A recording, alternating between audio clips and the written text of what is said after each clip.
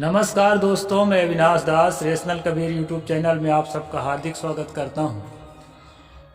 साथियों, यदि चैनल को सब्सक्राइब नहीं किए हैं, सब्सक्राइब ज़रूर करें और शेयर करके अपने सभी साथियों तक पहुंचाएं। आज बहुत ही महत्वपूर्ण टॉपिक है जो कबीर और रामानंद में आप लोगों को पढ़कर सुनाता हूं। उसके लेखक ही हमारे सौभाग्यवश यहाँ उपस्थित हैं। उनसे कुछ महत्वपूर्ण बातों की जानकारी लेने के लिए हमारे क्षेत्र के संत जो है कुमार साहिब जी उपस्थित हैं और वो जो है परम पूज्य श्री सनात साहिब जी से कुछ प्रश्न पूछ रहे हैं, जिसका उत्तर हम सब लोगों को आज प्राप्त होगा। क्या प्रश्न है साहिब जी आपके? सदगुरु कबीर साहब को पूरे कबीर पंथी लोग कबीर उनके पालक माता पिता नीरू नीमा को मानते हैं और आप कहते हैं कबीर नीरू नीमा उनके सच्चे माता पिता हैं, क्या प्रमाण है? अच्छा, इनका प्रश्न है कि जो है कबीर साहब के पालक माता पिता हैं नीरू नीमा, जबकि जो है साहिब जी ने अपनी किताब में लिखा है कि वो जो है उन्हीं से उनका जन्म हुआ है, नीरू नीमा से ही। इस पर आपकी कोई प्रतिक्रिया है साहिब जी, सत्येंद्र साहिब जी? मेरी प्रतिक्रिया यह है कि अभी तक हम लोग जो जानते हैं, जो भी साक्ष्य मिलता है उससे ये पता चलता है कि नीरू नीमा जो जुलाहे दंपति हैं उनको वो मिले थे, बल्कि उनके जन्माए हुए नहीं हैं, ऐसा हम लोगों को अभी तक पता है। पर साहब जी के श्रीमुख से हम लोग जानना चाहेंगे कि ऐसा कौन सा साक्ष्य है जो उनके द्वारा ही वो कबीर साहब का जन्म हुआ था। जी ये मैं जानना चाहता। अब ये दो संग सब लोग जानना चाहते। जी, हमारी भी इच्छा है। वैसे तो साहिब जी की किताब पढ़ कर के काफ़ी समझने को मिला है कि जो है नीरू नीमा ही जो है उनके असली माता पिता हैं, लेकिन साहिब जी के सिरमुख से और ज़्यादा हम इसको क्लियर समझ सकेंगे। नीरू नीमा ही कबीर साहब के माता पिता थे, ये मेरा मानना है और मेरा एक खोज है जी। अब पाए जाने की जहाँ तक बात है, पाए जाने की बात बहुत बाद में आई कि कबीर साहब पाए गए। उनके समकालीन संतों ने कहीं नहीं कहा कि कबीर साहब पाए गए, तत्कालीन इतिहासकार लोगों ने भी कहीं नहीं कहा कि कबीर साहब पाए गए। खुद कबीर साहब ने ये नहीं कहा कि मैं कहीं पाया गया हूँ। पाए जाने कहानी बहुत पीछे की है और सबसे पहले पाए जाने कहानी है वो राघव साहब जो दादू साहब के शिष्य थे। उनकी एक पुस्तक है भक्तमाल। भक्तमाल में एक छंद है, छप्पा है, वो इस प्रकार से है। काशी पूरब मही प्रगट भय जन कबीर निर्गुण भगत जी। काशी बाहर निकस कहूँ को जात जुला हो वृक्ष तरे एक बाल पड़ोसो बोल बुला हो ताको घर ले गए सौ तिरिया को दिन हो ज्ञाति सकल बुलाए बहुत उत्सव तिनकिन हो बड़े भय रामही भजे काहू सो नाही डरत पूरब मही प्रगट भय जन कबीर निर्गुण भगत। तो लेखक लिखता है इसमें कि पूरब में कबीर निर्गुण भगत हुए और उसके जन्म कैसे हुआ। तो नीरू जो है एक दिन काशी के बाहर कहीं जा रहे थे, पेड़ के नीचे उनको एक शिशु मिला, उसको ले करके घर गया, अपनी पत्नी को दिया, पाला पोसा। आगे चल करके वो कबीर साहब के नाम पर विख्यात हुए। ये सबसे पहला उल्लेख है। ये कब का उल्लेख है? कबीर साहब का जन्म हुआ 1398 में और ये जो लिखा है 1660 में। मतलब है कि कबीर साहब के जन्म के 262 वर्ष बाद ये कहानी लिखी गई कि कबीर साहब पाए गए।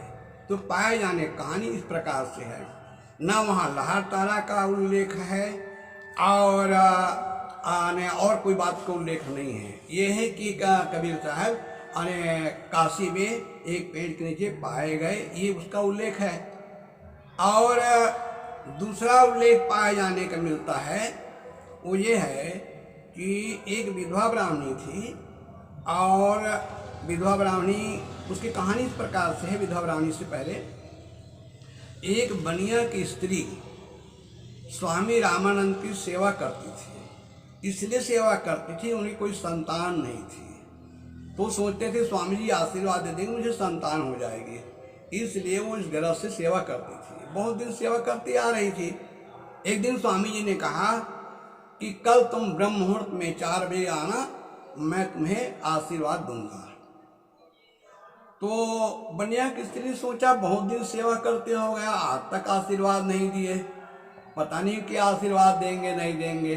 वो शंका करके वो जो है वो नहीं आई, और उनके पड़ोस में विधवा ब्राह्मणी थी, उनको सीधा सामान ले करके भेज दी। जैसे वो विधवा ब्राह्मणी सीधा सामान ले करके स्वामी जी के आश्रम में पहुंची, उसको देख करके दूर से ही स्वामी रामानंद ने कहा, पुत्रवती भव।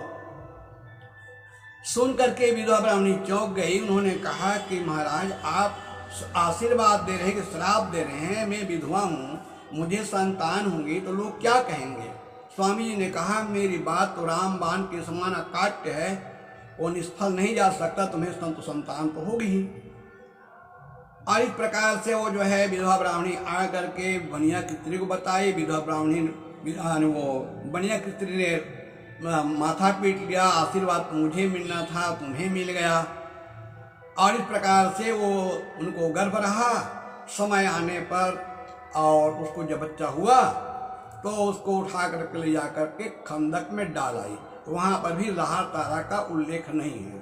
साहिब जी एक क्रॉस क्वेश्चन करूंगा मैं। हाँ जी। ये जो 2 वृत्तांत आपने बताया हाँ पाए जाने का, ये 2 वृत्तांत जब लेखक ने लिखा 1660 में। हाँ, ये जो है कहना चाहिए विधवा ब्राह्मणी वाला जो है कबीर साहब के जन्म के 4.25 वर्ष बाद लिखी गई है। जी जी। और वो जो है पहले वाला 262 वर्ष बाद लिखी गई है। तो ये दोनों वृत्तांत जब लिखे हैं तो कोई समकालीन साहित्य के हवाला भी दिए हैं कि जहाँ पर ये वर्णन आया नहीं है? हुआ। इन दोनों ने किसी प्रकार समकालीन साहित्य को उदाहरण नहीं दिया है कि हमने अमुक प्रमाण से कह रहे हैं, या अमुक महात्मा ने बताया है, या अमुक गुरु परंपरा सुने, ऐसा कोई इन लोगों ने कोई नहीं बताया है। जी जी।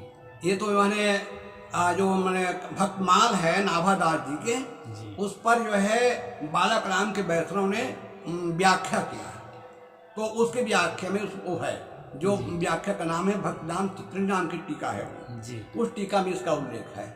अच्छा, तो ये तो पाए जाने की बात है। हाँ। और नहीं पाए जाने की बात जो आप कहते हैं, हाँ। उसके लिए क्या आधार है?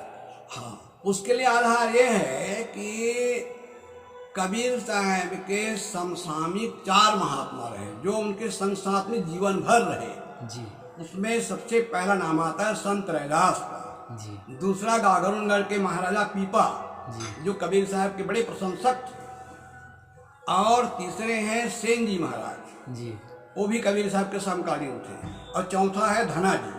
जी। ये 4 महापुरुष जो कबीर साहब के समकालीन थे, उन चारों ने एक स्वर से लिखा है कि कबीर साहब जुलाहे थे, और उनके यहाँ रैदास जी यहाँ तक लिखा कि जाके कुल रे गौ बध करही मान्य शेख शहीद पीरा, जाके बाप ऐसी करी पूत ऐसी सरी ना 3 लोग प्रसिद्ध कबीरा। तो कहते हैं जिसके कुल में गौवध होता था, क्लियर कर रहे हैं, जिसके कुल में गौवध होता था, जो पीर पैगंबर और यानी के काबा वगैरह मानते थे, तो जाके कुल ने गौवध करें माने शेख शहीद पीरा, जाके बाप जिसके बाप ने ऐसा किया जी। उसका बेटा कबीर इतने महान हुए जो तीनों लोक में प्रसिद्ध हुए। वे कबीर साहब की निंदा नहीं करें, कबीर साहब प्रशंसा कर रहे हैं, जिसके बाप दादे ऐसे थे उसका बेटा कबीर इतने महान हुए जो तीनों लोक में प्रसिद्ध हुए। इसी प्रकार के यानी पीपा जी ने कहा, पीपा जी ने अंतिम चरण को बदला है, उन्होंने इन्हों कहा 3 लोक प्रसिद्ध कबीरा, और पीपा जी ने कहा 9 खंड प्रसिद्ध कबीरा। जी जी। पीपा जी ने कहा कि कबीर साहब का नाम 9 खंड में, 7 द्वीप 9 खंड कहते हैं ना, 9 खंड में कबीर साहब बहुत विख्यात संत हुए। लेकिन उनके माता पिता इस प्रकार से थे जिसके घर में गाय का वध होता था, गौवध होते थे, कुर्बानी होती थी, शेख पीर को मानते थे। इस बात का उल्लेख पीपाजी महाराज बागरौन के गढ़गढ़ के राजा थे, जो कबीर साहब बहुत बड़े प्रशंसक थे, उन्होंने लिखा। तीसरा प्रमाण सेन जी। सेन जी ने कहा कि तेरे माँ तुर्कनी बाप जुलाहा पुत्र भय ब्रह्मज्ञानी जी। तो ये जो है रैदास और कबीर साहब के उन्होंने गोष्ठी लिखी है। तो रैदास और गोष्ठी में जब चर्चा होती है तो कहते तू चमार है, ये है, वो है, तो कबीर साहब कहते तू यानी कि रैदास कहते हैं जुलाहा है। तो इस प्रकार से ये खुल करके कहते हैं। अब आपने सामने चर्चा होती है, तेरे माँ तुर्कनी बाप जुलाहा पुत्र भय ब्रह्मज्ञानी, वेद के तिप के कहा न माने बात आपने ठानी। तो इस प्रकार से उन्होंने लिखा कि कबीर साहब जुलाए थे। और धना जी लिखते हैं कि कवि संत कबीर जो जुलाहे थे और नामदेव जो छिपा थे, ये जो संतों के चर्चा सुन करके मैं जो है भक्ति मार्ग में लगा, ये भी सुन के जाटरोध भक्ति लगा। तो इस प्रकार से ये कबीर साहब का उल्लेख करते हैं। ये तो कहे 4 संत हो गए। धर्मदास साहब के जो रचना है जी जी, जिसको धर्मदास की रचना कहते हैं जी, पद कहते हैं, उसमें भी आया है कि माँ तुर्कनी बाप जुलाहा पुत्र भय ब्रह्मज्ञानी, ये भी उसमें आया है। या बेटा माने बेटा भगत भाई, ये माँ तुर्कनी बाप जुलाहा बेटा भक्त है जी, कबीर मंसूर में है। ये कबीर मंसूर में भी है और उसमें जहाँ तक कबीर चरित्रबोध में है जी, वो उसमें एक और कबीर कसौटी जी, कबीर कसौटी में। तो इस प्रकार से ये हुआ। अब जो है कबीर साहब माने जुलाहा के गर्भ से पैदा हुए, इसका इतना सटीक इतना क्लियर किसी ने कहा है तो भक्त व्यास ने कहा है जी, जिसको हरिराम व्यास कहते हैं जी। तो वो साफ लिखते हैं, जुलाहा गर्भे उत्पन्नो साध कबीर महामुनि। और यही बात दादू साहब के शिष्य जो रज्जब जी, जो मुसलमान कुल के एक महान संत हुए, उनकी बहुत सारी रचनाएं हैं, उसने भी कहा आने के जो व्यास जी ने कहा। अब व्यास जी कबीर साहब के जस्ट बाद होते हैं, बहुत पीछे नहीं हुए हैं। और सबसे पहले कबीर साहब की जीवनी किसी ने लिखा तो आनंददास ने लिखा है, उसके पहले किसी ने लिखा। आनंददास की जीवनी साफ लिखा है, पहली पंक्ति है, काशी बसे जुलाहा एक हरि भक्तन की पकड़ी टेक। आगे चल करके जब कबीर साहब गुरु दीक्षा लेने के बाद आती है तो संदर्भ में लिखते हैं कि मुसलमान हमारी जाति, साफ लिखते हैं वहाँ पर मुसलमान। आनंददास जी लिखते हैं, मुसलमान हमारी जाति, कबीर साहब से कह रहे हैं, मुसलमान हमारी जाति माला पाऊं कैसे भांति, रामानन्ना देखे मोही कैसे दीक्षा पाऊं सोई। इस प्रकार से कबीर साहब के बारे में कहलाया गया है। तो ये हो गया। सिखों के जो गुरु ग्रंथ साहब हैं जी, जो आज से 400 साल पहले लिखे गए हैं, और उसमें कई जगह इस बात का उल्लेख है, उन लोगों ने भी कहा कबीर साहब जुलाए थे। तो ये सब हुआ। और ऐतिहासिक प्रमाण ये है कि अबुल फजल जो अकबर के नवरत्नों में से थे और महान विद्वान थे, इतिहासकार थे, उनकी पुस्तक है आईने अकबरी, उसमें भी उन्होंने लिखा कि कबीर साहब जुलाए थे। तो इस प्रकार इतना सारा प्रमाण है। और दूसरे बात छोड़ दीजिए, कबीर साहब ने मैंने अपने कबीर रामानंद में और इसमें भी उल्लेख किया है, 18 बार कबीर साहब ने अपने आप को जुलाहा कहा है। कबीर साहब ने कहीं नहीं कहा कि मुझे कोई नीरू ने पाया है, ऐसा कबीर साहब ने कुछ नहीं कहा है। तू ब्राह्मण में काशी जुलाहा बूझो मोर ज्ञाना, तू ब्राह्मण में काशी जुलाहा मोहि तुझ सरवर कैसे बनी है। इस प्रकार से 1-2 बार नहीं, 18 बार कबीर साहब ने अपने आप को जुलाहा कहा है। मैं जो कह रहा हूं तो मैं तो कबीर साहब कह रहा हूं, कबीर साहब खुद कह रहे हैं कि मैं जुलाहा हूं, मैं थोड़े कह रहा हूं, मैं तो ये प्रमाण ला के जुटा रहा हूं, कबीर साहब खुद कह रहे हैं। और इसको बात छोड़ दीजिए, अनुराग सागर कबीर पंथ की जो माने प्रसिद्ध ग्रंथ है जी, उसमें भी लिखा है कि ये जुलाहा है, मुसलमान है, ये हमारे पिताजी बौरा गए हैं, अतीजी अपन जिंदा गुरु पाई, जब तक ये मले से जुलाहा जब तक घर में रहेगा मैं घर में पैर नहीं रखूंगा। तो धर्मदास साहब के कहना चाहे धर्मदास की परंपरा में जो अनुराग सागर उसमें भी है, कबीर मंसूर में भी है, मैं थोड़े अकेले कह रहा हूँ। तो इस प्रकार से घूम फिर करके सभी लोगों ने कहा।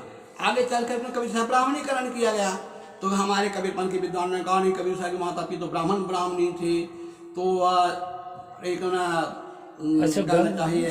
जागुमठ के साहिब शंकर जी साहब ने- गंगा शरण शास्त्री लिखे हैं कि गौरी शंकर हाँ, गौरी शंकर और दिवाकर दत्त और ये वो तमाम जो बातें आई है, ये बहुत, ये अभी लिखे हैं लोगों ने। ये 20वीं शताब्दी की बात है, जिसके बातों में कोई वजन नहीं है, कोई प्रमाण उसके पास नहीं है। जब कबीर साहब के समसामयिक संत महात्मा कह रहे हैं, कबीर साहब खुद कह रहे हैं और तत्कालीन इतिहास जो बता रहा है, तो दूसरी बात कैसे मानेंगे? हमें कोई प्रमाण नहीं कबीर साहब के समसामयिक को, यानी कि कोई इतिहासकार ने कहा हो, कबीर साहब ने खुद कहा हो।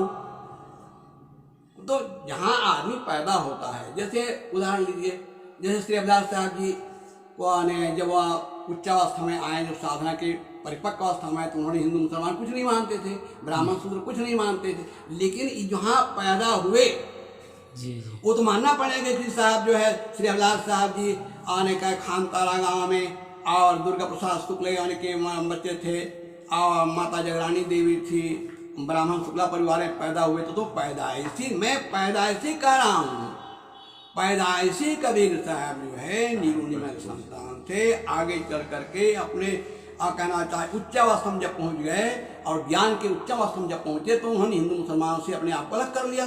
तब कहा कि हिंदू कहो तो हो नहीं, मुसलमान भी ना, और दोनों को रगड़ा उन्होंने। हिंदू की हिंदवाई देखी, तुर्कन की तुर्काई, और हिंदू तुर्क दोनों है झूठी, ये फूटी और कनराई, ये दोनों गलत है। यानी ना हिंदू सही है ना मुसलमान सही है। ये झटका मारते हैं, एक हलाल करते हैं, ये हलाल में झटका मारे, आज दोनों हलाल। इस प्रकार कबीर साहब ने दोनों के कमजोरियों को उजागर किया, उस पर पर्दाफाश किया, फटकारा भी, लेकिन कबीर साहब ने अपने आप को कहीं पर भी हिंदू नहीं कहा है। अच्छा साहिब जी, एक क्रॉस क्वेश्चन और मैं करता हूँ। हम जैसे कई जगह में पढ़ता रहता हूँ, तो ये सुनने को मिला है कि उनके माता पिता या एक दो पीढ़ी पहले ये मुसलमान नहीं थे, उनमें कन्वर्ट होके गए थे। हाँ, ये बात सही है।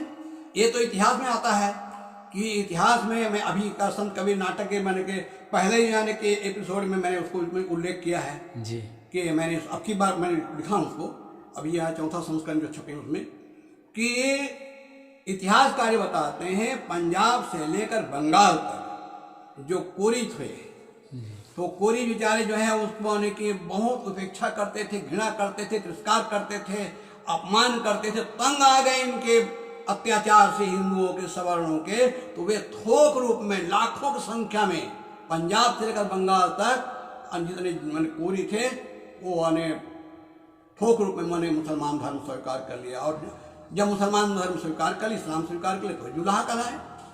अभी कोरी कहलाते थे, वहाँ जुलाहा कहलाए। यहाँ भी कपड़ा बुनते हैं, वहाँ भी कपड़ा बुनते हैं। ये है। और कोई प्रश्न है साहेब आपके मन में? हो गया, वही जन्म वाला ही सब जगह छाया हुआ है कबीर पंथ में। अच्छा, अब आप लोगों को लगता है कुछ और मैं क्रॉस क्वेश्चन करने का, मेरे मन में जो आया मैं तो पूछ लिया।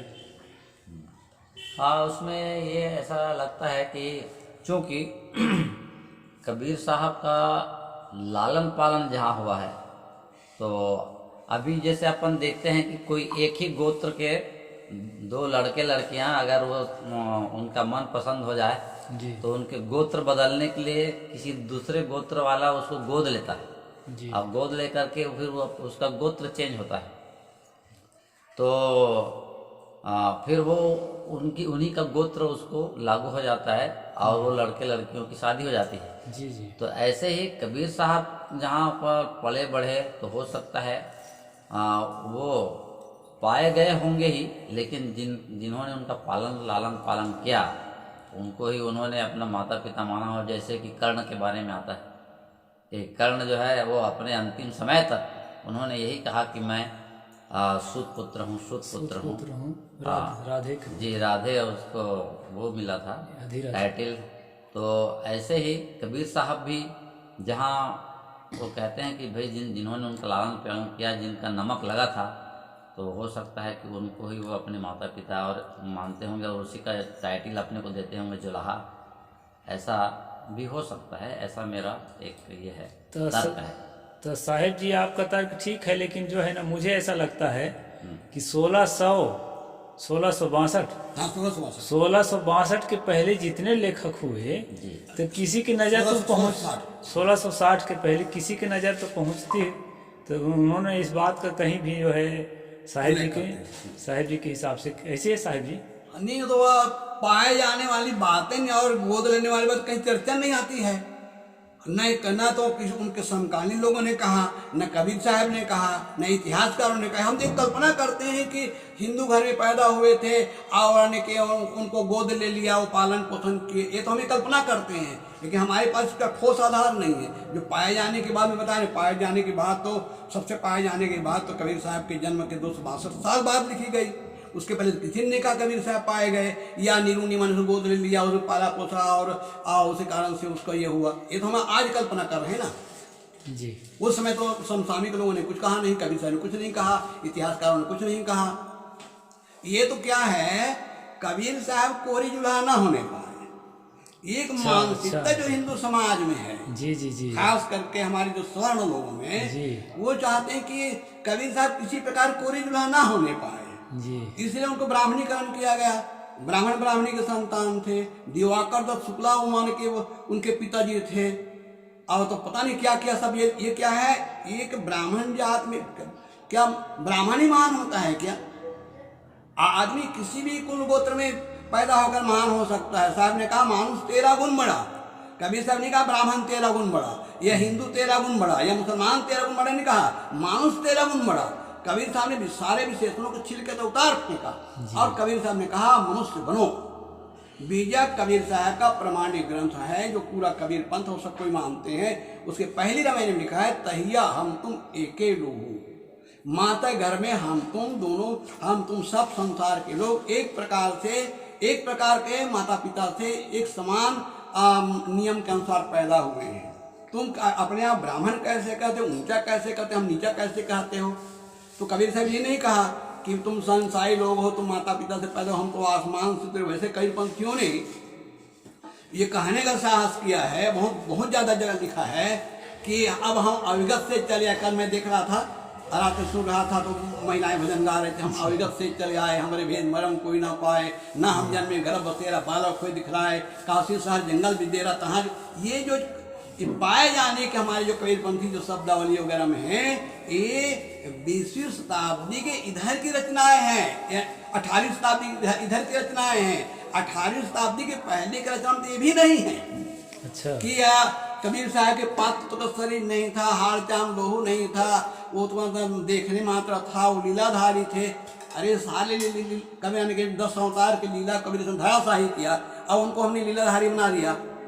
ये तो हमने बताया ना कि कबीर साहब कोरी जुल्हा ना होने पाए, इसी एक कारण से उसके 15-20 प्रकार के माता पिता की चर्चा किया गया है। एक दो नहीं, 15-20 प्रकार की। ये 15-20 कहानी क्यों लिखी गई? इसलिए एक बात के लिए कि कबीर कोरी जुल्हा ना होने पाए। और कबीर साहब खुल करके अपने आप को जुल्हा कहा है, मैं नहीं कहा हूँ। कबीर साहब खुद 18 बार जुल्हा कहा, मैंने संकलन किया है, मैंने प्रमाण दिया है ग्रंथों का। जी हाँ, तो दोस्तों शायद आपको क्लियर हो गया होगा कि भारत में जो मानसिकता है कि छोटी जाति का आदमी कभी महान नहीं हो सकता, विदेशों में तो नहीं है। हम अब्राहम लिंकन को देख सकते हैं एक महान सोशल रिफॉर्मर के रूप में। बाबा साहेब अम्बेडकर तो भारत के ही हैं। और जो है जॉन डाल्टन को देख सकते हैं एक परमाणु वैज्ञानिक के रूप में। मैडम क्यूरी जो मजदूरी करने वाली थी, उसने रेडियम को खोज करके दुनिया में विश्वविख्यात हो गई। तो बहुत से ऐसे देखा जा सकता है। मार्टिन लूथर को देखा जा सकता है। तो जन्म का कोई महत्व नहीं होता है। आदमी जो है अपना परिश्रम करके कितना भी ऊंचा अपने आप को उठा सकता है। इस बात के सबसे बड़े हमारे भारत का प्रकाश स्तंभ है सतगुरु कबीर साहब। तो हमने इस बात पर पूज्य साहिब जी से क्लियर किया है और मुझे उम्मीद है कि आप जो है इस पर संतुष्ट होंगे, और नहीं संतुष्ट होंगे तो कमेंट बॉक्स में लिख करके और अपनी बात जरूर रखें। साहिब बंदगी, जय जोहार।